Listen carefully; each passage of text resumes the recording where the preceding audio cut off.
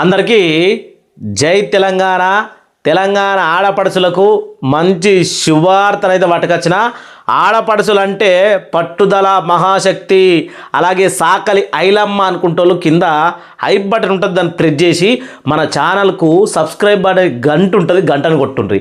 అట్నే మీ అభిప్రాయాన్ని కింద కామెంట్లో రాయరు. ఎందుకంటే 18 ఏళ్ళు నిండినటువంటి యువతుల కాడికి వెళ్ళి 40 ఏళ్ళు ఉన్న అవ్వల దాకా 2500 రూపాయలు మహాలక్ష్మి పథకము చక చక చక 800 500 నోట్లు లెక్క పెట్టుకోవాలంటే మరి అంటే 8 500 నోట్లు 8 అయితే ఎన్ని అవుతాయి 9 అవుతాయి 2500 అంటే 9 అవుతాయి 9500 నోట్లు ఎట్లా లెక్క పెట్టుకోవాలా ఏంది ఏం కథ పూర్తి డీటెయిల్స్ మన దగ్గర ఉన్నాయి. మరి దాని గురించి 2026-27 బడ్జెట్లో కూడా ఏమని చెప్పిండ్రు అనేది కూడా క్లియర్గా చెప్పబోతా ఉన్నా. ప్రతి ఒక్కళ్ళు మన ఛానల్ కోసం సపోర్ట్ చేయాలంటే మీ అభిప్రాయాన్ని కామెంట్ చేసి, ఆడపడుచులు అంటే నాకు చాలా ఇష్టం, అక్క చెల్లెలతో సమానం, అందుకని ఐ బటన్ మీ అన్నను కొన్ని కింద ఐ బటన్ ప్రెస్ చేయరి. ఇక రేవంతులు సార్ చెప్పింది తెలంగాణ ప్రభుత్వం మహాలక్ష్మి పథకం 2500 ఆర్థిక సహాయాన్ని ఎప్పుడు ఇస్తాడు అని చాలా మంది ఊళ్ళల్లో గుసగుసలు పెడుతుర్రు. పెళ్ళిళ్ళల్లో ఫంక్షన్లల్లో సావుల కాడ తద్దినాల కాడ ఏడపోయినా ఇదే ముచ్చట. ఎందుకంటే పింఛన్లు ఇస్తురు కదా ఇప్పుడు. అరే పింఛన్లతో పాటు మాకు కూడా 2500 ఏమంటారు చూద్దాం. ఫస్ట్ గిడ మొదలు పెట్టాలి. ఇక్కడ ఏమన్నాడు రేవంతులు సార్ అనేది మనకు చాలా కొంచెం ముఖ్యము. ఎందుకంటే మొన్న ఎలక్షన్ బడ్జెట్ ప్రవేశపెట్టినప్పుడు 2026లో తెలంగాణలో పింఛన్లు 4000 పింఛన్లు పెంపు అని చెప్పిండు. 4000కు పెంపు, అలాగే మహిళలకు 2500. ఇక్కడ కలరు ఈ స్టూడియోలో కూడా ఉంటాడు పనికి మాలోడు, ఆడు కలరు బ్లాక్ ఉంటే బ్లాకే పెట్టిండు మళ్ళా. సరిగా 2500 బడ్జెట్లో రేవంత్ సార్ ప్రవేశపెట్టిండు. సర్కారు కసరత్తులు, పెన్షన్ల పెంపు, మహిళలకు 2500 పెంపు ఇచ్చేందుకు తెలంగాణ సర్కారు చర్యలు చేపట్టింది. త్వరలోనే ప్రవేశపెట్టనున్న బడ్జెట్లో 2 హామీలను కూడా అమలు చేసే దిశగా కసరత్తులు జరుగుతాయని అప్పట్లో మనకు చెప్పిందన్నట్టు. ఇది ముచ్చట అంటే బడ్జెట్లో పెన్షన్ల పెంపు జరిగింది. అందుకే ఇవాళ ఆగస్టు 15 కదా, ఆగస్టు 15 నాడు పెన్షన్లు మరి ఏ ఊళ్ళు ఇస్తారో చూడాలి మనం, జరైతే లైవ్లో మనం కూడా దీని గురించి చెప్పిండు. అట్లే సంబంధించిన ప్రకటనలు కూడా వచ్చినాయి, ఉంటేనే వార్తలు వినిపిస్తున్నాయని. ఇప్పటికే ఈ 2 పథకాల అమలుకు సంబంధించినటువంటి అనదపు భారం పైన సంబంధిత అధికారులు ముఖ్యమంత్రి నివేదికలు అందించారు. ఎవరికి? రేవంత్ రెడ్డి సార్కు నివేదికలు అందించినారు. దేని మీద? 2500 మీద, దివ్యాంగుల పెన్షన్ మీద, అలాగే అన్ని ఆసరా పెన్షన్ల మీద అందించారు రిపోర్ట్ అందించినప్పుడు ప్రజాపాలన దరఖాస్తులో ఎన్ని వచ్చినాయి అనుకుంటున్నారు మీరు? ఏది మన మహాలక్ష్మి పథకంకు. అయ్యో ఇది ఎన్నికల వేళ మనోళ్ళు అందించినటువంటి రిపోర్టు. దీని గురించి ఒకసారి మనం చూసి తర్వాత అర్హతలు కూడా ఇచ్చిండు, మరి ఎప్పుడు ఇస్తారో తెలియదు. ఇవి కూడా ఇస్తారట. దసరా కానుక కూడా రావచ్చు. మీరు అనుకోండి, దసరా కానుక కూడా కానుక రావచ్చు. ఏది? ఈ 2500 దసరా కానుక కూడా రావచ్చు. మరోవైపు ఆసరా పింఛన్లు భాగంలో పింఛన్లు వృద్ధులకు 4000, దివ్యాంగులకు 6000 పెంచుతామని ఎన్నికల మేనిఫెస్టోలో కాంగ్రెస్ పార్టీ తెలిపింది. కాబట్టి అయితే ఇప్పటి వరకు మాత్రం హామీలు అమలు కాలేదు. దీంతో పింఛను పెరుగుతుందని భావిస్తూ ఉన్నారు. వారంతా ఎంతో కాలంగా ఎదురు చూస్తున్నారు. మరోవైపు పెన్షన్ల పెంపుకు సంబంధించి రాష్ట్ర ప్రభుత్వం ఆర్థిక శాఖ ముఖ్యమంత్రికి నివేదిక అందించడం జరిగింది. ప్రస్తుతము 2000 ఇస్తున్నటువంటి వృద్ధాప్య పెన్షన్ 4000కు, దివ్యాంగులకు 6000కు పెంచితే ఇప్పటి వరకు ఖర్చు కంటే రాష్ట్ర ప్రభుత్వం పైన అనదపు భారం కూడా పడుతుంది అని దానిపైన సమగ్ర సర్వే రిపోర్ట్ ఇవ్వాలని మాట్లాడిన అప్పట్లో. 2500 గురించి ఇవాళ స్టార్ట్ చేసే పింఛన్ల గురించి, మరి 2500 గురించి అర్హతలు ఇచ్చారు. ఒకవేళ దసరా కానుక గిట్లా 2500 ఇస్తే ఖచ్చితంగా తెలంగాణ సర్కారు సక్సెస్ అయినట్టే. ఏ రకంగా అంటే ఇప్పుడు ప్రజాపాలన దరఖాస్తులో ముఖ్యంగా మనము చూసుకుంటే అక్షరాల 18 లక్షలు ఏది?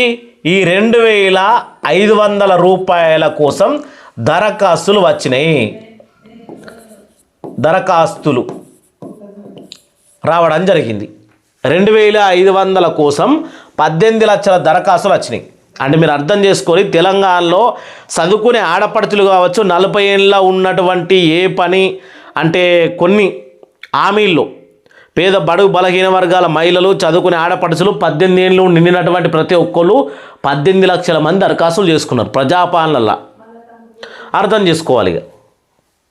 ఇప్పుడు నిబంధనలు ఇగో మనకు అప్పట్లో ఇచ్చిర్రు, ఇప్పుడు కూడా ఇవే అమలు అవుతాయని చెప్తా ఉన్నారు ప్రభుత్వం. ఒకసారి మరి దీని గురించి ఇప్పుడు పూర్తిగా తెలుసుకుందాం. వీడియోను చూస్తూ ఉంటే ఖచ్చితంగా ఐ బటన్ ప్రెస్ చేసి మీ అభిప్రాయాన్ని కామెంట్ పెట్టాలి. తెలంగాణ ప్రభుత్వం చాలా ప్రతిష్టాత్మకంగా మహాలక్ష్మి పథకం అర్హులైనటువంటి మహిళలకు 2500 ఆర్థిక సహాయము, అలాగే గ్యాస్ సిలిండర్ మరియు ఉచిత బస్సు ఆర్టీసీ బస్సు ప్రదాయం సదుపాయం కల్పిస్తూ ఉన్నారు. దీనికి సంబంధించినటువంటి అర్హతలు మరియు దరఖాస్తుకు కావాల్సిన ధృవపత్రాలు, డాక్యుమెంట్ల వివరాలు ఇవ్వబడ్డాయి. ఇది 2500 మహాలక్ష్మి పథకానికి సంబంధించినటువంటి కథ. మరి సార్ నేను అడుగుతా ఉన్న, తెలంగాణ ఆడపడుచులు 2500 తీసుకోవాలంటే పక్కనే ఉన్న ఆంధ్రప్రదేశ్లో ఆడబిడ్డ నిధి కింద అక్కడ కూడా 1500 ఇస్తూ ఉన్నారు. 1500 నంబర్ 1. అలాగే ఇది మహారాష్ట్రలో 1500 లడికి బహుబన్ మనకు హిందీలో కొంచెం తక్కువ, హిందీలో రాదు కానీ లడికి బహుబన్ యోజన అని మహారాష్ట్రలో ఇస్తూ ఉన్నారు. ఇప్పుడే మొన్న గెలిచినటువంటి ఎవరైతే విజయ్ తమిళనాడు నంబర్ 3 ఆడ కూడా ఇది తమిళనాడు ఏమంటారు కానీ చదువుల కోసం 18 ఏళ్ళు నిండినటువంటి ఆడబిడ్డల నుంచి సేమ్ టు సేమ్, కానీ అక్కడ 35 ఏళ్ళ వయసు మాత్రం పెట్టిండ్రు. 35 ఏళ్ళ వయసు ఉన్న వాళ్ళకు ఆడ కూడా 1500. ఇలా బీహార్లో కూడా పెట్టిండ్రు 1500. కానీ అన్ని రాష్ట్రాలల్లో అమలవుతూనే ఉన్నాయి. ఇది 4 నంబర్. అన్ని రాష్ట్రాలల్లో అమలవుతూనే ఉన్నాయి. తెలంగాణలో ఏమయ్యింది? ఫస్ట్ మన తెలంగాణలో ప్రకటించింది 2500 రూపాయలు మహాలక్ష్మి పథకం అని. తర్వాత ఆంధ్రప్రదేశ్లో మనం చూసే కాపీ కొట్టిరు, తర్వాత మహారాష్ట్రలో మనం చూసే కాపీ కొట్టిరు, తర్వాత ఇదేది మనకు బీహార్కు సంబంధించి వాళ్ళు కూడా మనం చూసే కాపీ కొట్టారు అనుకోరి. ఇప్పుడు తమిళనాడులో కూడా విజయ్ మనను కూడా చూసే కాపీ కొట్టిండు. తమిళనాడులో రుణమాఫీ సేమ్ టు సేమ్, రైతులకు భరోసా అంటే పెట్టుబడి సాయం సేమ్, చదువుకునే పిల్లలకు 1500 రూపాయలు. ఇటువంటి స్కీములు తెలంగాణ నుంచే పెట్టిండ్రు. అక్కడ అమలవుతా ఉన్నాయి, ఇక్కడ అమలవుతలేవు అని మన తెలంగాణ ప్రజలు, మహిళలు, ఆడబిడ్డలందరూ వాపోతూ ఉన్నారు. చూడండి మరి ఇంకా ఇక్కడ నివాసం దరఖాస్తులు తప్పనిసరి. తెలంగాణ రాష్ట్ర శాశ్వత నివాసి అయి ఉండాలి. కుటుంబ పెద్ద మహిళ సదరు కుటుంబానికి పెద్ద అయి ఉండాలి. అంటే రేషన్ కార్డులో పేరు ఉండాలి, ఆమె పెద్ద ఆమె ఉండాలి. వయసు దరఖాస్తుదారులకు 18 సంవత్సరాలు నిండి ఉండాలి. కొన్ని మార్గదర్శకాలు ప్రకారం 18 నుంచి 55 సంవత్సరాల లోపు ఉండాలని చెప్తా ఉన్నారు, కానీ 18 నుంచి ఓన్లీ 40 సంవత్సరాలు మాత్రమే. ఇక ఆదాయ పరిమితి మాత్రము కుటుంబానికి 2 లక్షల రూపాయలు. పల్లెల్లో అయితే 2 లక్షలు, పల్లెల్లో 2 లక్షలు. ఇక పల్లెటూరులో అయితే 1,50,000 కనబడతా ఉంది కదా, ఇది అన్నట్టు. ఇక ఇక్కడ ఏమిందంటే ఆర్థిక వర్గం దారిద్ర రేఖ దిగువన్నటువంటి బీపీఎల్ అంటే తెల్ల రేషన్ కార్డు ఉన్నటువంటి రిచ్డిగో. నేను చాలామంది చెప్తా, తెల్ల రేషన్ కార్డు బీపీఎల్ అన్నా ఏదన్నా తెల్ల రేషన్ కార్డు లేదా అంత్యోదయ వర్గాలకు కూడా చెందిన వారికి ఉండాలి అని చెప్తా ఉన్నారు. మొత్తానికి తెల్ల రేషన్ కార్డు ఉన్నోళ్ళు ఎవరికైనా సరే మహాలక్ష్మి పథకం వర్ధిస్తుంది. దసరా కానుకగా ఇస్తే బాగుంటుంది అని అందరు అనుకుంటా ఉన్నారు. ఖచ్చితంగా ఇవ్వాలి, ఇదే ప్రేరణ ఇవ్వాలి. మళ్ళోసారి గెలిచినప్పుడు ఇస్తామని అనుకుంటే మాత్రం కాదు.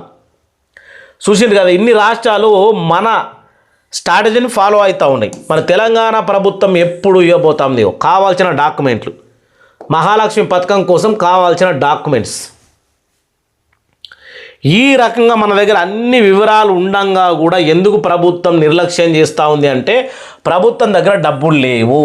కావాల్సినటువంటి డాక్యుమెంట్స్ మహాలక్ష్మి పథకానికి దరఖాస్తు చేసుకోవడానికి ఈ కింద పత్రాలు అవసరమైతే అని ఇచ్చిండ్రు.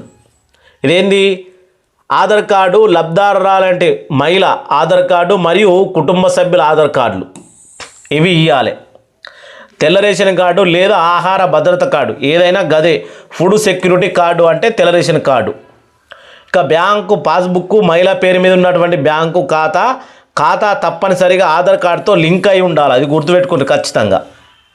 ఆదాయ ధృవీకరణ పత్రం, మీ సేవ ద్వారా పొందినటువంటి ప్రస్తుత కుటుంబ ఆదాయ సర్టిఫికేట్ అంటారు, అదే ఇన్కమ్ సర్టిఫికేట్, అది ఖచ్చితంగా ఉండాలి. ఇక నివాస ధృవీకరణ పత్రం, తెలంగాణ స్థానికతను నిరూపించే నివాస ధృవీకరణ పత్రం. అదేంటి అంటే మన గ్రామ పంచాయతీలో ఇంటి పన్ను కడతా ఉంటాం కదా, అది అన్నట్టు. గ్యాస్ కనెక్షన్ వివరాలు, మనకు తెలంగాణలో మాత్రం ఇప్పటికైతే ఎవరికి పడుతున్నాయి తెలియదు కానీ గ్యాస్ కనెక్షన్ డబ్బులు రిటర్న్ మాత్రం పడతలే. గ్యాస్ సబ్సిడీ తెలంగాణ 33 జిల్లాలలో ఎక్కడ కూడా పడతలేవు.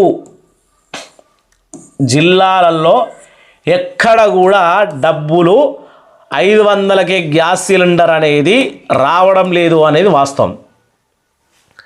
ఇక గ్యాస్ కనెక్షన్ సబ్సిడీ బుక్ కూడా ఉండాలి, దాని రసీదు ఉండాలని చెప్తా ఉన్నారు. ఇతర వివరాలు దరఖాస్తుదారులు పాస్పోర్ట్ సైజు ఫోటో మరియు యాక్టివ్గా ఉన్నటువంటి మొబైల్ నంబర్ కూడా ఇవ్వాలని ఇక్కడ కింద కూడా ఇవ్వడం జరిగింది. మీకు అందరికీ చాలా క్లియర్గా కనబడతా ఉందని అనుకుంటున్నా. ఈ రకమైనటువంటి నిబంధనలు అర్హతలు ఉన్నటువంటి మరి తెలంగాణ అన్ని వర్ణాలున్న రత్నాల వీణ. తెలంగాణలో సంపదకు ఎటువంటి కొదవలేదు. అటువంటి మనకు ఎందుకు ఈ రకంగా జరుగుతూ ఉందో అర్థమవుతలేదు. ఇక మనము నెక్స్ట్ ఏమన్నా ఉందా చూడబోతా ఉన్నాం. చూసింది కదా వివరాలు, అర్హతలు సంబంధించినటువంటి కథలన్నీ ఈ రకంగా ఉన్నాయి. తెలంగాణలో 2500 మహాలక్ష్మి పథకం పొందాలంటే సంబంధించినటువంటి ఈ డాక్యుమెంట్స్, అర్హతలు ఇవన్నీ ఇలా ఉన్నాయి. కానీ ప్రభుత్వం ఎప్పుడు ఇస్తుంది అనేది క్లారిటీ లేదు. లాస్ట్ వీళ్ళు ఏం చెప్పారంటే దరఖాస్తు ప్రక్రియకు సంబంధించి కొన్ని మనము లాస్ట్ తెలుసుకోబోతా ఉన్నాం. దరఖాస్తు ప్రక్రియ ఎప్పుడు, ఈ పథకం కొరకు ప్రభుత్వం నిర్వహించినటువంటి ప్రజాపాలన ఎప్పుడు, గెలవని వెంటనే గ్రామాలు లేదా వార్డు సభ్యుల ద్వారా దరఖాస్తు ఫారము సమర్పించవచ్చు. అధికారిక ప్రకటనల ప్రకారం ప్రభుత్వ అర్హుల జాబితాను నిరంతరం వెరిఫై చేస్తూ లబ్ధారుల ఖాతాల్లో నేరుగా నగదు డీబీటీ బదులు చేస్తుందని చెప్తా ఉన్నారు. అసలు ఎట్లా చేస్తారు సార్, నాకు అర్థం కాదు. ఇక్కడ ఏమిచ్చారు, ప్రజాపాలన దరఖాస్తులో వీళ్ళు ఆల్రెడీ పెట్టుకున్నారు 2500 కోసము. దాని ద్వారా ఎంక్వైరీ చేసి వాళ్ళ బ్యాంకులో డీబీటీ ద్వారా నగదు బదిలీ చేస్తాము అని చెప్తా ఉన్నారు. ఏడికెళ్ళి చేస్తారు, ఎవరిని గుర్తించి ఎట్లా చేస్తారు? నిరంతరం వెరిఫై చేస్తున్నాము అని చెప్తా ఉన్నారు. ఏడ వెరిఫై చేస్తున్నారు? మీరు ఇప్పటికే ప్రజాపాలన ఫారం సమర్పించారా లేదా కొత్తగా దరఖాస్తు చేసుకోవాలనుకుంటా ఉన్నారా? మీ రేషన్ కార్డు మరియు ఆధార్ కార్డు వివరాలు సిద్ధంగా ఉన్నాయో లేదో చెక్ చేసుకోండి. ఎందుకు రెడీగా ఉన్నాయి అందరికీ రేషన్ కార్డు, ఆధార్ కార్డు. ఎప్పుడు తెలంగాణలో మహాలక్ష్మి పథకం ప్రారంభమవుతుంది అని 18 ఏళ్ళు నిండినటువంటి మహిళలు చదువుకుంటూ ఉంటారు కదా, ఇంటరు, డిగ్రీ, బీటెక్, అలాగే ఇలా ఎంబీఏ చాలా చదువుకుంటూ ఉంటారు. అటువంటి వాళ్ళకు ఇంట్లో పైసలు ఉండయి. అటువంటి పేద బిడ్డలకు ఖచ్చితంగా ప్రభుత్వం ఆదుకుంటామని ఎలక్షన్లలో హామీ ఇచ్చింది కాబట్టి హామీను నిలబెట్టుకోవాలని తెలంగాణ ఆడపడుచుల అందరి తరపున రిక్వెస్ట్ చేస్తూ ఉన్నాం. ఎందుకంటే ప్రభుత్వంలో ఉన్నటువంటి కొన్ని ఆదాయ సమస్యలను బట్టి లేట్ అవుతుందని చెప్తా ఉన్నారు. కానీ ఏదో ఒక రకంగా మహిళలను, ఆడబిడ్డలను ఆదుకోవాలని కోరుకుంటూ అందరికీ స్వతంత్ర దినోత్సవ శుభాకాంక్షలు. నెక్స్ట్ వీడియోలో మళ్ళీ కలుసుకుందాం. జై శ్రీరామ్, జై తెలంగాణ, జై హింద్.